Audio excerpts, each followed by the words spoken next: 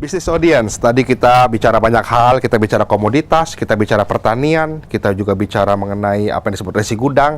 Nah, sekarang kita akan bertemu dengan beberapa orang yang merupakan stakeholder, baik itu dari Bapepti, baik itu dari Sukovindo, maupun juga dari Clearing Berjangka. Kita akan jumpa dulu, telah bersama kita ada Bu Titi, ada Pak Surdianto, dan Pak Akbar. Bu Titi, selaku Kepala Bapepti, kalau bicara resi gudang, Bu, akhir-akhir ini, sebenarnya bagaimana aturannya dan apa sih resi gudang yang diributkan akhir-akhir ini? Ya, sebetulnya resi gudang yang diributkan akhir-akhir ini adalah yang dalam rangka undang-undang. Ya, namun supaya kita semua paham, barangkali ada baiknya saya menjelaskan resi gudang secara keseluruhan. Resi gudang itu ada 3. Ada dalam kerangka tripartite agreement, kesepakatan 3 pihak, atau yang dikenal dengan collateral management agreement. Yang kedua dalam rangka membership, ya.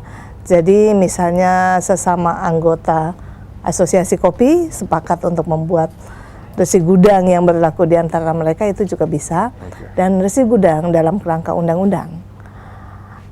Hal yang paling mendasar yang membedakan antara resi gudang dalam kerangka undang-undang dengan resi gudang dalam rangka tripartite maupun membership adalah bahwa resi gudang dalam kerangka undang-undang merupakan document of title yang dengan mudah bisa dipindah tangankan, diperjualbelikan, bahkan dijadikan agunan di bank. Ya. Dengan resi gudang berdasarkan undang-undang ini, secara hakikatnya itu komoditi yang ada di gudang, ya, itu diterbitkan resi gudangnya, dan juga dia mengubah dari komoditi hanya menjadi selembar kertas yang bisa diperjualbelikan dan dipindah tangankan. Ya, di sini tujuan utamanya adalah untuk price risk management atau pengendalian risiko harga. Maksudnya gimana, Bu, pengendalian risiko harga? Pengendalian risiko harga seperti ini. Biasanya kalau panen itu tiba, itu harga, terutama saya kasih contoh misalnya gabah, ya, harga itu turun drastis, dan si petani tidak pernah mempunyai pilihan lain selain menjual komoditinya pada harga yang ditawarkan oleh orang yang membelinya. Dia tidak punya pilihan, akhirnya dia terpaksa menjual pada harga berapapun.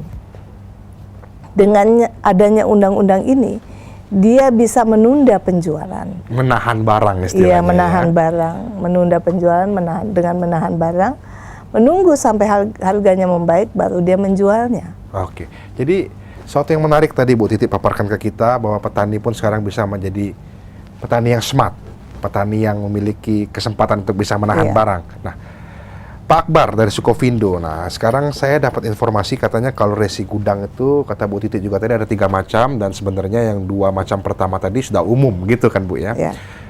Bagaimana Pak Akbar melihatnya yang hal ini? Baik, sebelumnya mungkin saya perlu sampaikan tentang collateral management agreement yang tadi disampaikan oleh Ibu Titi. Tujuan kegiatan tersebut adalah untuk memberikan modal kerja bagi debitur, dan kemudian modal kerja tersebut diperoleh berdasarkan resi gudang yang dikeluarkan oleh collateral manager berdasarkan barang yang disimpan pada suatu tempat, apakah itu gudang, apakah stockyard, apakah itu silo, sedemikian rupa, sehingga ketika kemudian barang tersebut sudah cukup secara ekonomis, maka dia akan dikeluarkan untuk ditransaksikan, diperdagangkan. Oke, satu hal yang menarik tadi Bapak mengatakan kita bicara fisik. Bu Titi juga tadi mengatakan fisik daripada komoditas itu ditaruh di gudang. Bu Titi tadi mengatakan, nah ini revolusi, merubah fisik menjadi selembar kertas yang bisa sedemikian efisiensinya untuk di-trade atau dipindah tangankan, kan begitu. Nah, tadi Pak Akbar juga mengatakan ini selembar kertas yang barangnya jelas, ada taruh tempat tertentu dengan sistem penyimpanan, bisa diagunkan untuk mendapatkan financing. Tapi tadi juga dikatakan Bu Titi bahwa yang namanya resi gudang untuk menyejahterakan kaum petani, kan begitu, Bu, ya? Ini bukan tujuannya sekedar untuk financing, atau tujuan utamanya adalah ternyata untuk mencegah kejatuhan harga. Benar Pak Sur? Begitu, itu sasarannya. Ya, jadi betul. Jadi biasanya pada saat panen oversupply, di mana harga itu turun atau harga itu jatuh, Dan juga ada waktu di mana 3-4 bulan kemudian harga akan merambat naik kembali karena suplainya sudah mulai berkurang. Jadi pada saat harga itu jatuh, tentunya ada pilihan dia untuk tidak harus menjual pada saat harga itu jatuh. Dia nitip di gudang. Ya, oleh karenanya untuk menunda penjualannya dia memerlukan gudang. Sehingga perlu adanya gudang yang dikelola secara profesional oleh pengelola gudang. Bukan petani yang bukan. Ya. Jadi disimpan di gudang, dikelola secara profesional, kemudian pengelola gudang ini sebelum melakukan penyimpanan dia harus dicek dulu mengenai mutu atau kualitas komoditas. Karena di situ akan ketahuan komoditas itu bisa disimpan berapa lama, daya tahan simpan itu tadi. Ya, jadi kemudian barulah pengelola gudang tersebut setelah data seluruhnya siap sudah di sertifikasi mutunya jelas. Jadi mesti harus standar mutu ada jelas ya. Misalnya gabah IR64 kualitas 2 dia simpan 6 bulan misalnya. Di gudang mana ya, gitu di gudang tertentu yang sudah mendapatkan persetujuan dari keluar resinya Pak ya. Kemudian diasuransikan juga dari risiko kebakaran dan sebagainya. Karena ditunda 3 bulan misalnya atau 4 bulan kan ada risiko kebakaran, kecurian dan sebagainya. Dan penyusutan. Jadi diasuransikan di sana. Kemudian pengelola gudang akan menggunakan sistem yang disediakan oleh pusat registrasi berhubungan dengan pusat registrasi untuk mendapatkan kode registrasi.